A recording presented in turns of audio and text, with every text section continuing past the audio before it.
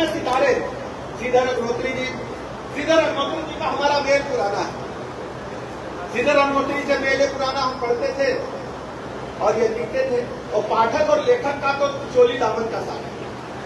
और पाठक अगर नहीं है तो लेखक नहीं है, और लेखक नहीं है तो पाठक की कोई आवश्यकता नहीं। तो श्रीधर जी जो लिखते हैं, और श्रीधर जी एक और बता दो, ये भी पुण्य गोष्ठी है, आप समझ गए ना। तो ये मेल दूसरा वाला है। तो श्रीधर जी की जो लेखनी है, अब इन्होंने ऐसी विधा को चुना है जिस विधा से सामान्यतः लोग सरोकर नहीं करते, टच नहीं रख पाते। लेकिन श्रीधर जी के बारे में कहना चाहता हूं, ये छुपे रुस्तम। छुपे रुस्तम किसको कहते हैं बता पाएगा कोई? दुबे जी बताएंगे? अपूर्ण दुबे जी मोबाइल में दीजिए, मुकुल जी लगाइए दुबे जी को। छुपे रुस्तम किसको कहते हैं?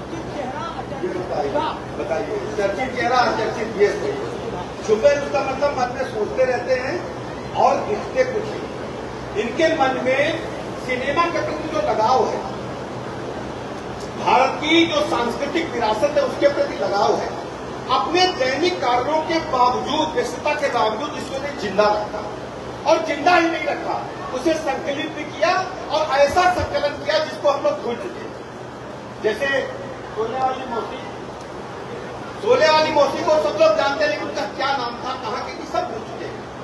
जैसे एक कैदी होता है जो असरानी कहते हैं अधेर दे जाओ, अधे उधर जाओ, और जेल में सुरंग वाली घटना होती तो एक कैदी उनसे आंख मिला के बात करता है, उसका उल्लेख आपने बात किशोर जी का उल्लेख किया। ढेर सारे ऐसे पात्र हैं जो हमारे जीवन में आज भी हमें अपनी उपस्थिति दर्ज कराते हैं।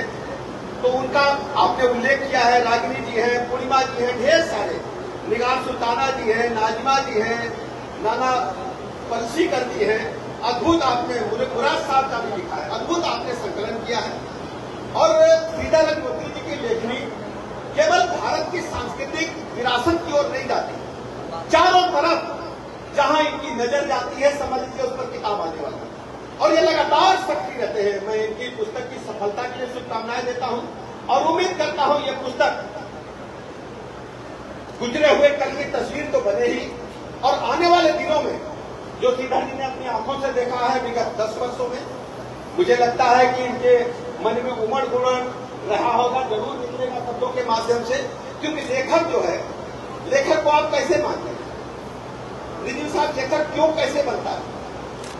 जब मन की पीड़ा को दर्ज नहीं कर पाता, कहीं मन की पीड़ा को दर्ज नहीं कर पाता और आने वाले दिन के लिए कोई दस्तावेज बनाना चाहता है, आने वाले कल के लिए जो हमारी पीढ़ी है, नौजवान पीढ़ी है, उसके लिए कोई ऐसा दस्तावेज छोड़ के जाना चाहता है कि आने वाले समय में ये रिकॉर्ड बने। तो मुझे पूरी उम्मीद है कि अनसुने सितारे आने वाले कल के लिए एक दस्तावेज बनेगा और आने वाली पीढ़ी को बताएगा कि किस ढंग से भारतीय सिनेमा ने ब्लैक एंड व्हाइट से चल करके 70 mm से चल करके आज मल्टीप्लेक्स में पहुंच चुका है। अब सिनेमा के लिए हमें सिनेमा घर के आगे लाइन लगानी नहीं पड़ती, सिनेमा के लिए हमें ब्लैक में नॉवेल्टी पे, लीला पे टिकट खरीदना नहीं पड़ता। अब सिनेमा के लिए हमको अपने मोबाइल से पैसे OTT पे डालने होते हैं और रात में सोते सोते आराम से सिनेमा देखते हैं।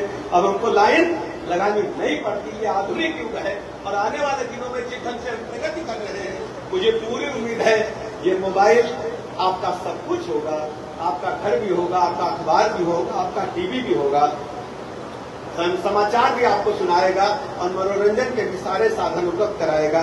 जिस गति से हम आगे बढ़ रहे हैं, अब तो मशीन अब चक्कर भी नहीं काटेगी। मतलब कभी कभी कोई चक्कर काटता था ना, तो जैसे प्रगति चल रही है, अब सीधे इंटरनेट से आप इनसेट से लिंक होने वाले हैं, अब चक्कर नहीं काटेगा, तत्काल आपको जो चाहोगे दिखेगा। मैं अनसुने सितारे पुस्तक की सफलता के लिए शुभकामनाएं देता हूं और पाठकों से, अपने जो पाठक वर्ग है उससे कहना चाहता हूं। सामान्यतः हम लोग सोचते हैं कि हमारा समय खराब हो रहा पुस्तक पढ़ने में, हम मोबाइल पे जानकारी प्राप्त करते हैं। लेकिन मोबाइल पे जो हम जानकारी प्राप्त करते हैं, जो गूगल पे या देखते हैं, जरूरी नहीं सही हो। एक तो सारा सब कुछ कबाड़, उसमें आपको कबाड़ से अच्छा निकालना है, और दूसरा उसमें रिसर्च के बजाय आपको केवल कुछ क्षण के लिए दिखाई देता है। लेकिन जब एक पुस्तक आप पढ़ते हो तो कल की तस्वीर आपके दिमाग में हमेशा के लिए दर्ज होती है, और जो आपके दिमाग में बातें दर्ज हैं वो आने वाली पीढ़ी को आप ट्रांसफर कर सकते हैं। मैं एक वाक़या कह के बात आपको समाप्त करूंगा। बात है जब मुगल लोगों ने हम लोगों पर हमला किया, हमारे नालंदा तक्षशिला जैसे विश्वविद्यालय जला दिए गए, समाप्त कर दिए गए कि भारत की संस्कृति को मिटाना है, 3 यूनिवर्सिटी की लाइब्रेरी में आग लगा। लोग बताते हैं 6 महीना तक आग लगी, लेकिन उस समय के जो गुर्जर वृंद थे उन लोगों ने तय किया कि हम कुछ दक्षिणा में हमें कुछ नहीं चाहिए, हमारे जो शिष्य हैं वो वेद पुराण उपनिषद याद कर ले और आने वाले पीढ़ी को 5-5 को याद कराते चले। मुगलों की इतने बड़ा हमला हमारी भारत की संस्कृति को नहीं मिटा पाया। ये गुरु शिष्य परंपरा है, पुस्तक पढ़ने की परंपरा है, पुस्तक को याद करने की परंपरा है, पुस्तक को कंठस्थ करने की परंपरा है। जब तक जारी रहेगी, भारत माता का सितारे को कोई छूने वाला नहीं है। भारत माता का चंद्रमा, भारत माता का सूर्य आकाश नहीं रहेगा। यही बात मैं कहकर अपनी बातें समाप्त करता हूँ। बहुत बहुत धन्यवाद।